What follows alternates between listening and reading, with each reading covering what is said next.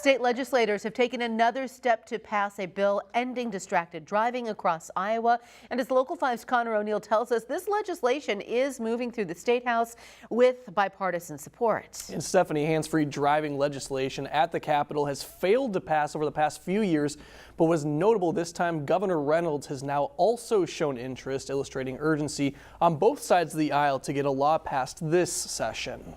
A hands-free driving bill was officially filed last Tuesday, hours after Governor Reynolds expressed her support for passing one into law this year at her annual Condition of the State address. For the sake of all our loved ones on the road, let's finally pass legislation that requires drivers to keep their eyes on the road and away from their phones. Under the legislation, drivers cannot conduct video calls, stream videos, read notifications, or text messages. Additionally, the bill says drivers are only able to speak into their device while being limited to a single touch to turn on or off their device or for answering or hanging up on a call. However, drivers can use their phones while at a complete stop off the road.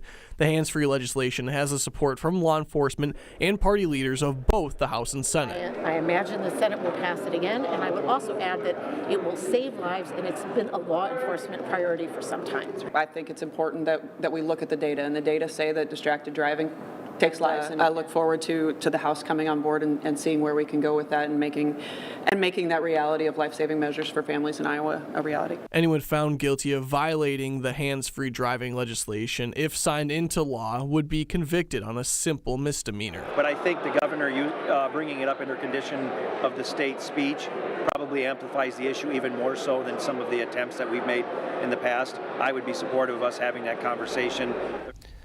Now, in terms of other states, over 24 across the country have passed hands-free laws in some way. And I want to lastly add, this hands-free legislation would not apply to law enforcement performing their official duties or drivers reporting emergency situations or to healthcare professionals in emergencies. Stephanie.